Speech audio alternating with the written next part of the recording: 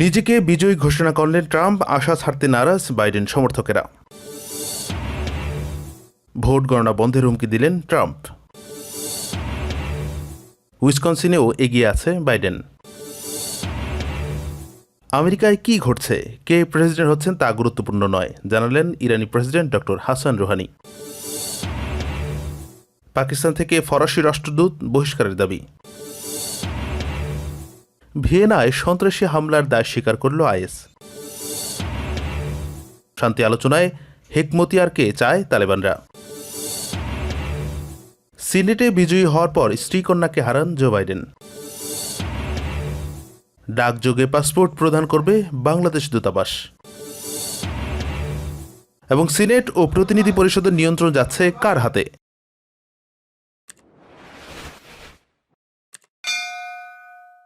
মার্কিন প্রেসিডেন্ট নির্বাচনে নিজেকে বিজয়ী ঘোষণা করেছেন ডোনাল্ড ট্রাম্প। তিনি জাতির উদ্দেশ্যে দেওয়া ভাষণে বলেছেন, আমরা নির্বাচনে জিতে গেছি। তিনি আরও বলেছেন, ওরা আমাকে ধরতেই পারবে না। আমরা পেনসিলভেনিয়ায়ও বড় ব্যবধানে জিততে যাচ্ছি। আমাকে হারানো তাদের পক্ষে অসম্ভব। উইসকনসিনেও আমরা জয় করতে যাচ্ছি। তিনি ভোট গণনা বন্ধ করতে সুপ্রিম কোর্টের প্রতি আহ্বান জানিয়েছেন। তার মতে প্রেসিডেন্ট নির্বাচনের ভোট গণনার আর প্রয়োজন নেই। বিভিন্ন রাজ্য থেকে আসা ভোটের ফলাফলে দেখা গেছে এখন পর্যন্ত ট্রাম্পের চেয়ে 25টি ইলেকটোরাল ভোটে এগিয়ে আছেন বাইডেন। ডেমোক্র্যাট প্রেসিডেন্ট প্রার্থী বাইডেন পেয়েছেন 338টি ইলেকটোরাল ভোট, অপরদিকে রিপাবলিকান প্রার্থী ডোনাল্ড ট্রাম্প পেয়েছেন 213টি ইলেকটোরাল ভোট। বেশ কয়েকটি রাজ্যে তীব্র প্রতিদ্বন্দ্বিতা দেখা যাচ্ছে, তবে বেশি ইলেকটোরাল ভোট রয়েছে এমন কয়েকটি রাজ্যে এগিয়ে আছেন ট্রাম্প। ফলে এ পর্যন্ত প্রাপ্ত ইলেকটোরাল ভোটে পিছিয়ে থাকলেও নির্বাচনে জয়ী হওয়ার সম্ভাবনা ট্রাম্পেরই বেশি। তবে বাইডেনের সমর্থকরাও এখনও জয়ের ব্যাপারে আশা ছাড়েননি। ডেমোক্র্যাটরা বলছেন, বেশ কয়েকটি অঙ্গরাজ্যে ডোনাল্ড ট্রাম্পের বিজয়ের যে পূর্বাভাস দেওয়া হয়েছে তা সঠিক নয়, কারণ সেখানে পোস্টাল ব্যালট অন্তর্ভুক্ত করা হয়নি। সেটা করা হলে ফলাফল ডেমোক্র্যাটদের দিকেই যাবে। যুক্তরাষ্ট্রের নির্বাচনের সময় যত যাচ্ছে উদ্বেগ উৎকণ্ঠা ততই বাড়ছে। ভোট গণনা শুরুতে বর্তমান প্রেসিডেন্ট ডোনাল্ড ট্রাম্প পিছিয়ে থাকলেও সময় যত গণাচ্ছে ততই তার প্রতিপক্ষ ডেমোক্র্যাট প্রার্থী জো বাইডেনের সঙ্গে লড়াই জমে উঠছে। এর মধ্যে হোয়াইট হাউস থেকে ভাষণ দিয়ে ট্রাম্প জয়ের ব্যাপারে আশাবাদ জানিয়ে বলেছেন, আমরা নির্বাচনে জিতে গেছি, যা আপনারা আগের খবরটিতে জেনেছেন। ট্রাম্প বলেন, আমাদের লাখো ভোটারদের বঞ্চিত করার চেষ্টা হচ্ছে। লাখ লাখ মানুষ আমাদের ভোট দিয়েছে, কিন্তু একদল হতাশাগ্রস্ত মানুষ আমাদের ভোটারদের বঞ্চিত করার চেষ্টা করছে। জনগণের সঙ্গে প্রতারণা করা হচ্ছে বলে অভিযোগ তুললেও সুনির্দিষ্ট কোনো ঘটনা উল্লেখ করতে পারেননি ডোনাল্ড ট্রাম্প। যুক্তরাষ্ট্রে এখন মূল পোস্টাল ব্যালট গণনা চলছে। এই নির্বাচনে রেকর্ড 10 কোটি ভোটার পোস্টাল ব্যালটের মাধ্যমে ভোট দিয়েছেন। এতেই নির্ধারিত হতে পারে ইলেকটোরাল কলেজে ভোটের পাল্লা কার ভারী হবে। নির্ধারণ করা হবে পোস্টাল ব্যালটে বাইডেন কতটা এগিয়ে থাকবেন। ডোনাল্ড ট্রাম্প বলেন, নির্বাচনের পরে কোনো ধরনের মেইল ভোট কাস্ট করার সুযোগ নেই। সেটা বন্ধে প্রয়োজনে আমরা সুপ্রিম কোর্টে যাব। গণনার শেষ পর্যায়ে এসে কেন এই হুমকি দিলেন ট্রাম্প, এই বিষয়ে বিশ্লেষকরা বলছেন, ট্রাম্প এর আগেও বলেছেন যে তিনি আদালতে যাবেন। হেরে যাবার শঙ্কা থেকেই মূলত তিনি এই ধরনের বক্তব্য দিয়েছেন। ট্রাম্পের উদ্দেশ্য হলো যদি নির্বাচনে হেরে যান তবে তিনি আদালতে যাবেন এবং পুরো নির্বাচনী প্রক্রিয়াকে প্রশ্নবিদ্ধ করার চেষ্টা করবেন। যুক্তরাষ্ট্রে প্রেসিডেন্ট হিসেবে নির্বাচিত হতে হলে 270টি ইলেকটোরাল ভোট পেতে হবে। সংবাদ সংস্থা এপির তথ্য অনুযায়ী 50টি অঙ্গরাজ্যের মধ্যে এখন পর্যন্ত 43টি রাজ্যের তথ্য পাওয়া যাচ্ছে। তাতে 238টি ইলেকটোরাল কলেজ ভোট পেতে যাচ্ছে জো বাইডেন, অপরদিকে ডোনাল্ড ট্রাম্প পেতে যাচ্ছে 213টি ভোট। যুক্তরাষ্ট্রের প্রেসিডেন্ট নির্বাচনে সুইং স্টেটগুলোর ভোট নিয়ে ট্রাম্প ও বাইডেনের সমর্থকদের মধ্যে টান টান উত্তেজনা বিরাজ করছে। সবার চোখ এখন দোদুল্যমান এই রাজ্যগুলোর উপর। উইসকনসিনে 10টি ইলেকটোরাল ভোট রয়েছে। বিবিসি জানিয়েছে, প্রায় 99% ভোট গণনা শেষে দেখা যাচ্ছে জো বাইডেন কিছুটা এগিয়ে আছেন ব্যালট গ্রাউন্ড হিসেবে পরিচিত উইসকনসিনে। ভোটের সেই সংখ্যাটি 20,000। এর আগে 2016 সালের নির্বাচনে ডোনাল্ড ট্রাম্প অপ্রত্যাশিতভাবে এই রাজ্যে প্রায় 30,000 ভোটের ব্যবধানে হিলারি ক্লিনটনকে হারিয়েছেন। তবে এবার এখন পর্যন্ত বাইডেন এগিয়ে থাকলেও পার্থক্য খুবই কম থাকায় লড়াই চলছে বলা যায়। এ রাজ্যের জয় পরাজয় ও হোয়াইট হাউসে কে যাবে তার নির্ধারণে গুরুত্বপূর্ণ হয়ে উঠতে পারে। যুক্তরাষ্ট্রে প্রেসিডেন্ট হিসেবে নির্বাচিত হতে হলে 270টি ইলেকটোরাল ভোট পেতে হবে। সংবাদ সংস্থা এপি তথ্য অনুযায়ী 50টি অঙ্গরাজ্যের মধ্যে এখন পর্যন্ত 43টি রাজ্যের তথ্য পাওয়া গেছে। ব্যাটল গ্রাউন্ড হিসেবে এখন পর্যন্ত যেসব অঙ্গরাজ্যের ইলেকটোরাল কলেজ ফলের অপেক্ষা সেগুলো হলো Alaska 3, Nevada 6, Wisconsin 10, Michigan 16, Pennsylvania 20, North Carolina 15, Georgia 16। এসব অঙ্গরাজ্যে ভোটেই দেশটিতে প্রেসিডেন্ট নির্বাচিত হবেন। এর আগে বিবিসি জানিয়েছে, হাওয়াই অঙ্গরাজ্যে জিততে চলেছেন জো বাইডেন। 1959 সালে রাজ্যটি হওয়ার পর থেকে এখানে মাত্র 2বার রিপাবলিকান প্রার্থী জিততে পেরেছিল। এ রাজ্যে ইলেকটোরাল ভোট আছে 4টি। ইসলামী প্রজাতন্ত্র ইরানের প্রেসিডেন্ট ডক্টর হাসান রুহানি বলেছেন, মার্কিন যুক্তরাষ্ট্রে কী ঘটছে এবং কে প্রেসিডেন্ট হচ্ছেন তা তেহরানের কাছে গুরুত্বপূর্ণ নয়। তিনি বুধবার তেহরানে মন্ত্রী পরিষদের বৈঠকে কথা বলেন। রুহানি আরও বলেছেন, মার্কিন যুক্তরাষ্ট্রকে অবশ্য আন্তর্জাতিক আইন ও নীতিমালার প্রতি শ্রদ্ধাশীল হতে হবে। নিষেধাজ্ঞার পরিবর্তে সম্মান, হুমকির পরিবর্তে শ্রদ্ধা এবং আইন লঙ্ঘনের পরিবর্তে প্রতিশ্রুতি বাস্তবায়নের পথ অনুসরণ করতে হবে। ইরানের প্রেসিডেন্ট বলেন, উত্তর এবং উত্তর পশ্চিম সীমান্তে তাকফিরি সন্ত্রাসীদের উপস্থিতি মেনে নেওয়া হবে না। এ বিষয়টি নিশ্চিত করা গুরুত্বপূর্ণ। তিনি কূটনৈতিক ও বেসামরিক পন্থায় কারাবাখ সংকটের সমাধান করতে আঞ্চলিক দেশগুলোর প্রতি আহ্বান জানান। ডক্টর হাসান রুহানি বিশ্বের বিভিন্ন অঞ্চলে সাম্প্রতিক সন্ত্রাসী হামলার নিন্দা জানিয়ে বলেছেন, উপাসনালয়, স্কুল, কলেজ এবং বিশ্ববিদ্যালয়ের সন্ত্রাসী হামলা কোনোভাবেই সমর্থনযোগ্য নয়। তিনি বলেন, যারা মহানবী হযরত মুহাম্মদ সাল্লাল্লাহু আলাইহি ওয়াসাল্লামের অবমাননা করেছে তারা মারাত্মক অন্যায় করেছে, কিন্তু যারা মানুষ হত্যা করেছে তারাও বড় অন্যায় করেছে এবং মানবতা বিরোধী কাজ করছে।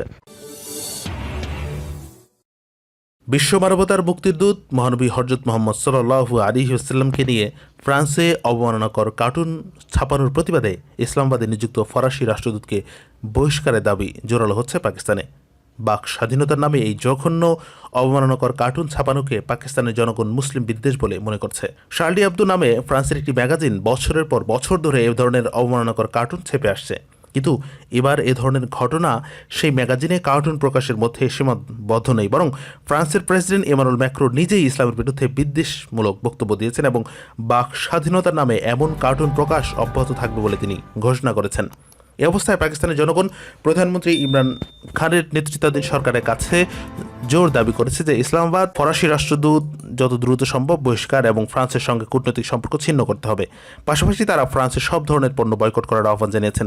প্রতিবাদের অংশ হিসেবে পাকিস্তান জামাত ইসলামের মহিলা বিভাগ থেকে একটি বিক্ষোভ সমাবেশেরও আয়োজন করা হয়। প্রধানমন্ত্রী ইমরান খান যদিও ফরাসি প্রেসিডেন্ট ইমানুয়েল ম্যাক্রোকে ইসলাম ভীতি ছড়িয়ে দেওয়ার জন্য অভিযুক্ত করে বক্তব্য রেখেছে, তবে তাতে পাকিস্তানের জনগণ যথেষ্ট মনে করছে না। তারা বলছেন, পাকিস্তানে ফ্রান্সের দূতাবাস বন্ধ করে দিতে হবে। পাকিস্তানের জনগণ বিশ্বাস করে যে ফ্রান্স যে অবস্থান নিয়েছেন সেটি রাজনৈতিক এবং ইউরোপের দেশগুলোতে যে দ্রুতগতিতে ইসলাম ছড়িয়ে পড়েছে তাতে ভীত হয়ে ফরাসি প্রেসিডেন্ট ম্যাক্রন এমন বক্তব্য দিয়েছেন। অস্ট্রিয়ার রাজধানী ভিয়েনায় সন্ত্রাসী হামলার দায় স্বীকার করেছে মধ্যপ্রাচ্য ভিত্তিক জঙ্গি গোষ্ঠী ইসলামিক স্টেট অর্থাৎ আইএস। আইএস তাদের আমাক বার্তা সংস্থায় দেওয়া বিবৃতিতে হামলার দায় স্বীকার করেছে। এছাড়া সেখানে একজন অস্ত্রধারীর ছবি ও ভিডিও দিয়েছে। টেলিগ্রামে প্রকাশিত ওই ছবিতে একজন ব্যক্তিকে দেখানো হয়েছে এবং তাকে আবু দাগনা আলবানি বলে শনাক্ত করা হয়েছে। তিনি সোমবার পুলিশের গুলিতে নিহত হওয়ার আগে ভিয়েনার কেন্দ্রস্থলে পিস্তল ও মেশিনগান নিয়ে জনতার উপর হামলা চালিয়েছে বলে ছবির সঙ্গে থাকা বিবৃতিতে বলা হয়েছে। ছবিতে আলবানির এক হাতে একটি পিস্তল, অপর হাতে একটি মেশিনগান ও চাপাতি ধরা হয়েছে। মঙ্গলবার ভিয়েনার 6 জায়গায় সশস্ত্র বন্দুকধারীর গুলি চালিয়ে অন্তত 4 জনকে হত্যা করে আহত হয় বেশ কয়েকজন। দেশটির চ্যান্সেলর সেবাস্টিয়ান কুর্জ এই ঘটনাকে সন্ত্রাসী হামলা হিসেবে বর্ণনা করেছেন। তিনি জানিয়েছেন, হামলাকারীদের একজনও এই ঘটনায় নিহত হয়েছেন। পুলিশ বিভিন্ন জায়গায় অভিযান চালিয়ে এ পর্যন্ত 14 জনকে গ্রেফতার করেছে। হামলাকারীদের মধ্যে অন্তত একজনকে এখনও ধরা যায়নি এবং পুলিশ তার খোঁজে তল্লাশি চালাচ্ছে। আফগান সরকারের সঙ্গে চলমান শান্তি আলোচনায় গুলবুদ্দিন হেকমতিয়ারের নেতৃত্বাধীন হেজবে ইসলামী দলকে অন্তর্ভুক্ত করার আহ্বান জানিয়েছেন তালেবানরা। তালেবান মুখপাত্র জবিউল্লাহ মুজাহিদ বলেছেন, হেজবে ইসলামী আফগানিস্তানের একটি গুরুত্বপূর্ণ রাজনৈতিক দল। কাজেই কাতারে আফগান সরকারের সঙ্গে তালেবানের যে শান্তি আলোচনা চলছে তাতে এই দলকে অন্তর্ভুক্ত করতে হবে। তালেবানের পক্ষ থেকে এমন সময় আহ্বান জানানো হলো যখন এর আগে এই তালেবানই হেজবে ইসলামীকে স্বার্থান্বেষী রাজনৈতিক দল হিসেবে অভিহিত করে এই দলকে আলোচনার বাইরে রাখার আহ্বান জানিয়েছিল। কাতারের রাজধানী দোহায় গত প্রায় 50 দিন ধরে আফগান সরকারের সঙ্গে তালেবানের আলোচনা চলে এলেও তাতে কোনো সাফল্যের খবর পাওয়া যায়নি। উল্টো আফগানিস্তানের বিভিন্ন প্রদেশে তালেবানের হামলার ফলে সহিংসতা বেড়ে গেছে। গুলবুদ্দিন হেকমতিয়ার আফগানিস্তানের রাজনীতিতে সবসময় বিতর্কিত অবস্থান গ্রহণ করেছেন। সম্প্রতি তিনি পাকিস্তানে সফরে গিয়ে এই দেশকে নিজের দ্বিতীয় আবাস হিসেবে উল্লেখ করে আফগানিস্তানে অস্থায়ী সরকার গঠনের আহ্বান জানান। 1977 সালে প্রথমবারের মতো মার্কিন সিনেটর হিসেবে নির্বাচিত হয়েছিলেন জো বাইডেন। তিনি মার্কিন যুক্তরাষ্ট্রের ইতিহাসে 5ম কনিষ্ঠতম সিনেটর। কিন্তু সিনেটে নির্বাচিত হওয়ার সপ্তাহখানেক পর ঘটে যায় তার জীবনের চরম অপ্রত্যাশিত ঘটনা। মাসের গাছ নিয়ে গাড়িতে করে বাড়ি ফিরছিলেন তার স্ত্রী ও 3 সন্তান। ভুট্টা বানি ট্রাক্টরের সঙ্গে সংঘর্ষে ভয়াবহ দুর্ঘটনা ঘটে। হাসপাতালে নেওয়ার আগেই 13 বছর বয়সী কন্যা নাওমি সহ মারা যান নেইলিয়া। গুরুতর আহত হয়ে হাসপাতালে ভর্তি করা হয়েছিল জো বাইডেনের 2 পুত্র বো ও হান্টারকে। হাসপাতাল বোকে যে কক্ষে রাখা হয়েছিল সেখানেই সিনেট সদস্য হিসেবে শপথ গ্রহণ করেন জো বাইডেন। ওই দুর্ঘটনার পর দেলাওয়ারের বিংটনের বাড়িতে থেকেই অফিস করতে থাকেন বাইডেন। প্রতিদিন ৭৫ মিনিট ট্রেন যাত্রা করে ওয়াশিংটনে পৌঁছাতেন।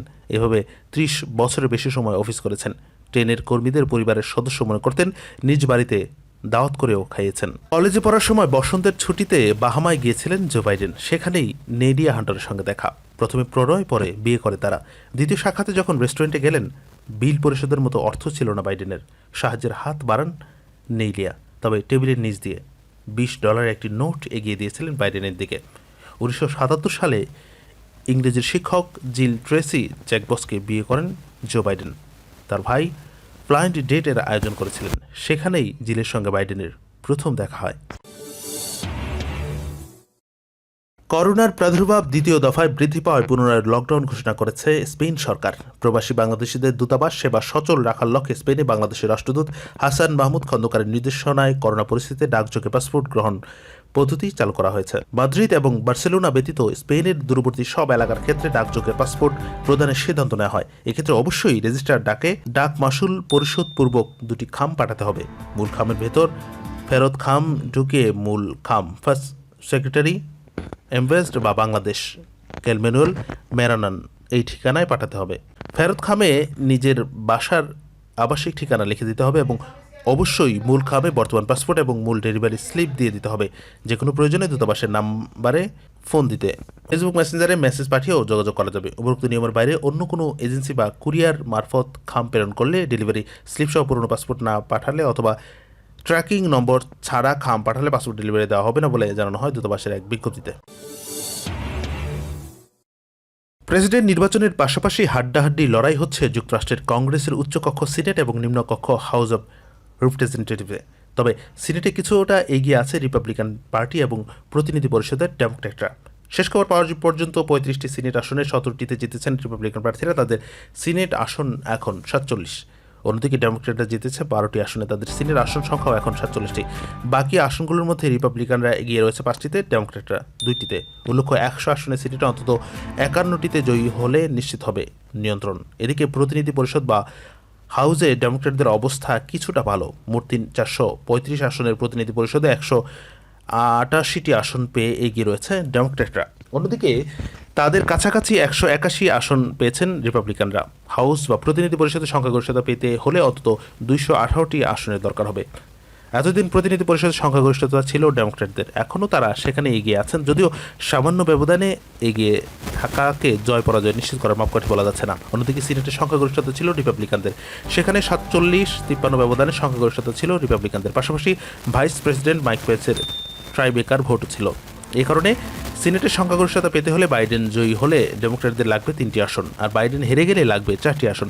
এখনও জর্জিয়া ও নর্থ ক্যারোলিনার মতো ব্যাটল গ্রাউন্ড রাজ্যে ফলাফল আসতে বাকি, ফলে সিনেট ও হাউসের চূড়ান্ত পর্যায়ে কী ঘটে সেটা এখনও বলা যাচ্ছে না।